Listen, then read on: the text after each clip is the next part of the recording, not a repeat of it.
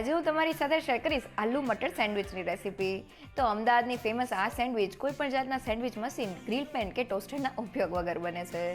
જેમાં આપણે અમુક ટિપ્સ સાથે સેન્ડવિચનો મસાલો થોડો તીખો અને સ્વાદમાં એકદમ ચટપટો બનાવશું. સાથે બનાવીને લાંબા સમય સુધી સ્ટોર કરી શકાય તેવી સેન્ડવિચની સ્પેશિયલ ગ્રીન અને લાલ ચટણી બનાવવામાં કોઈ મહેનત નથી.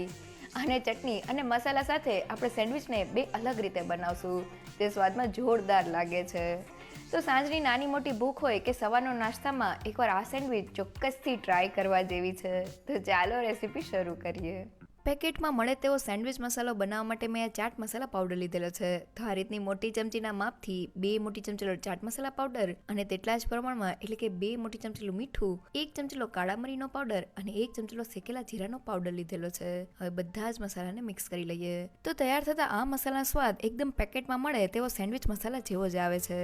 તો બધી વસ્તુ મિક્સ થઈને આપણો મસાલો તૈયાર થઈ ગયો છે, જેને આ રીતના એરટાઇટ બરણીમાં ભરીને સ્ટોર કરી શકાય છે. તો ફક્ત 1 જ મિનિટમાં આપણો સેન્ડવિચનો મસાલો તૈયાર થઈ ગયો છે. આ મસાલાને તમે લાંબા સમય સુધી સ્ટોર કરી શકો છો અને તમે તેને સેન્ડવિચ સિવાય મસાલા પાપડ કે પછી કોઈ પણ ચાટ ઉપર પણ વાપરી શકો છો. જનરલી આપણે સેન્ડવિચ બનાવતી વખતે આલુ મસાલા કે પછી શાકભાજી ઉપર ચાટ મસાલા પાવડર એડ કરતા હોય છે, પણ આ સેન્ડવિચ મસાલાને લીધે સેન્ડવિચનો સ્વાદ એકદમ સરસ આવે છે. હવે સેન્ડવિચ માટે આલુ મટર મસાલો બનાવવા પેનમાં 2 મોટી ચમચીલું તેલ અને 1 મોટી ચમચીલું બટર એડ કરી દઈએ. તેલ સાથે થોડું બટર એડ કરવાથી મસાલાનો સ્વાદ એકદમ સરસ આવે છે.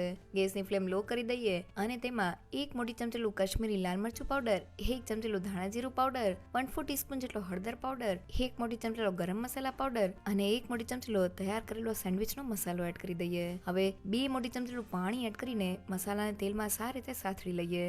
તો મસાલામાં થોડું પાણી એડ કરવાથી મસાલા એકદમ સારી રીતે ફૂલી જાય છે અને તેલમાં જરા પણ બળતા નથી.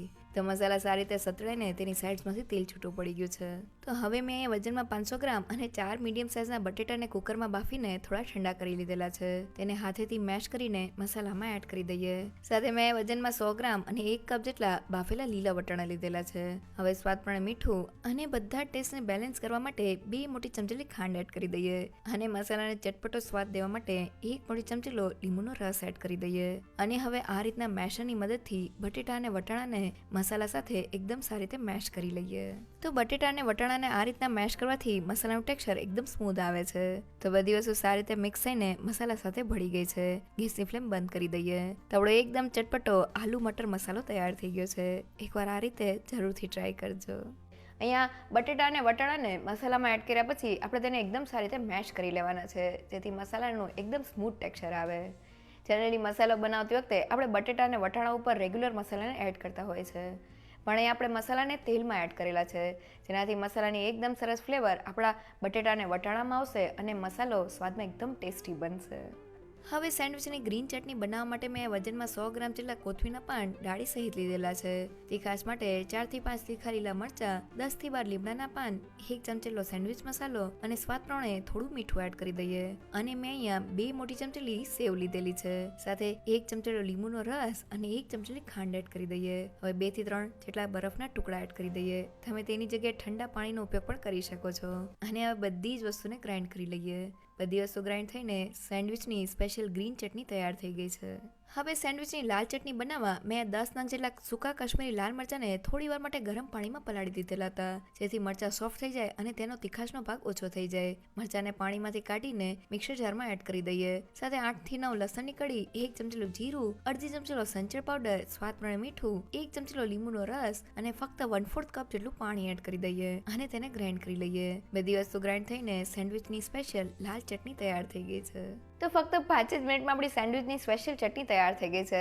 સેન્ડવિચની ચટણી બનાવતી વખતે બસ તમારે એ વાતનું ખાસ ધ્યાન રાખવાનું છે કે ચટણીને પીસતી વખતે વધુ પડતા પાણીનો ઉપયોગ નથી કરવાનો. જો સેન્ડવિચની ચટણી પતલી હશે તો તે બ્રેડમાં એબ્ઝોર્બ થઈ જશે અને બ્રેડ થોડી સોગી થઈ જશે. સાથે ગ્રીન ચટણી બનાવતી વખતે મેં તેમાં થિકનેસ આપવા માટે થોડી નાયલોન સેવનો ઉપયોગ કરેલો છે. તમે તેની જગ્યાએ સિંગદાણા કે પછી દાળિયાની દાળનો ઉપયોગ પણ કરી શકો છો. સાથે સૂકા લાલ મરચાં અને લસણ સાથે મેં સેન્ડવિચની રેડ ચટણી બનાવેલી છે. અહીંયા જો તમારી પાસે સમય ના હોય તો તમે ટમેટો કેચઅપની અંદર થોડો રેડ ચીલી સોસ એડ કરી દેજો, તમારી લાલ ચટણી તૈયાર થઈ જશે. હવે અમદાવાદની ફેમસ આલુ મટર સેન્ડવિચ બનાવવા માટે મેં 2 નંગ જેટલી વ્હાઈટ બ્રેડ સ્લાઇસ લીધેલી છે. હવે છરીની મદદથી તેના કિનારીના ભાગને કાઢી લઈએ અને હવે બંને બ્રેડને અલગ કરી લઈએ અને બંને ઉપર થોડું બટર લગાવી દઈએ. હવે એક બ્રેડ ઉપર ગ્રીન ચટણી લગાવી દઈએ અને બીજી બ્રેડ ઉપર રેડ ચટણી લગાવી દઈએ. અને હવે થોડો આલુ મટર મસાલો લઈને એક બ્રેડ ઉપર રાખી દઈએ અને તેને એક સરખા લેવલમાં કરી લઈએ. તો હવે મસાલાને સ્પ્રેડ કરીને એક સરખા લેવલમાં કરી લીધેલો છે. હવે સેન્ડવિચને બંધ કરી દઈએ અને છરીની મદદથી તેના 4 ભાગ કરી લઈએ. હવે તેની ઉપર તૈયાર કરેલો સેન્ડવિચનો મસાલો સ્પ્રિંકલ કરી લઈએ અને ઉપરથી થોડો ટમેટો સોસ અને થોડી સેવ સ્પ્રિંકલ કરી લઈએ. તો આપણી સેન્ડવિચ તૈયાર થઈ ગઈ છે અને સ્વાદમાં તે એટલી જોરદાર લાગે છે કે તેને એકવાર જરૂરથી ટ્રાય કરજો. અમદાવાદમાં રાયપુર વિસ્તારમાં આ આલુ મટર સેન્ડવિચને આ રીતે જ સર્વ કરવામાં આવે છે, જેમાં બ્રેડ વચ્ચે મસાલો ભરીને ઉપરથી સેન્ડવિચ મસાલો, ટમેટો સોસ અને સેવ સાથે તેને સર્વ કરવામાં આવે છે. આ સેન્ડવિચને ટોસ્ટ નથી કરવામાં આવતી. તો હવે સેન્ડવિચને બીજી રીતે બનાવી લઈએ. અને હવે સેન્ડવિચને બીજી રીતે બનાવવા મેં 2 નંગ જેટલી બ્રેડ સ્લાઇસ લીધેલી છે. તેને અલગ કરીને બ્રેડ ઉપર બટરને લગાવી દઈએ. હવે એક બ્રેડ ઉપર ગ્રીન ચટણી અને બીજી બ્રેડ ઉપર રેડ ચટણીને લગાવી દઈએ. હવે આલુ મટર મસાલો એક બ્રેડ ઉપર રાખીને તેને સારી રીતે સ્પ્રેડ કરી દઈએ. તો મસાલાનો એકદમ સરસ લેયર થઈ ગયું છે. હવે તેની ઉપર થોડું ચીઝ ખમણી લઈએ અને ઉપરથી થોડો સેન્ડવિચ મસાલો સ્પ્રિંકલ કરી લઈએ. હવે સેન્ડવિચને બંધ કરી દઈએ અને હવે સેન્ડવિચને શેકવા માટે મેં તવાને ગરમ કરી લીધેલો છે. હવે સેન્ડવિચના ઉપરના ભાગ ઉપર થોડું બટર લગાવી દઈએ અને સેન્ડવિચને પલટાવીને તવા ઉપર રાખી દઈએ અને ઉપરથી આ રીતની ડીશ રાખી દઈએ, જેથી સેન્ડવિચ નીચેની બાજુથી એકદમ સરસ ક્રિસ્પી તૈયાર થાય. 2 થી 3 મિનિટ પછી ડીશને હટાવી દઈએ અને સેન્ડવિચના ઉપરના ભાગ ઉપર બટરને લગાવી દઈએ અને સેન્ડવિચને પલટાવી દઈએ. તો ઉપરથી એકદમ ક્રિસ્પી કોટિંગ સાથે આપણી સેન્ડવિચ તૈયાર થઈ છે. હવે તેની ઉપર ફરી પાછી ડીશને રાખી દઈએ અને તેને નીચેની બાજુથી ક્રિસ્પી કરી લઈએ. તો લગભગ 2 થી 3 મિનિટ જેવું થઈ ગયું છે અને હવે ડીશને હટાવી લઈએ. તો આપણી સેન્ડવિચ બંને બાજુથી ક્રિસ્પી તૈયાર થઈ ગઈ છે. હવે તેને પ્લેટમાં લઈ લઈએ. તો એકવાર ચોક્કસથી ટ્રાય કરવા જેવી આલુ મટર સેન્ડવિચ બનીને તૈયાર થઈ ગઈ છે. સેન્ડવિચ બનાવતી વખતે બસ તમારે અમુક વાતનું ધ્યાન રાખવાનું છે.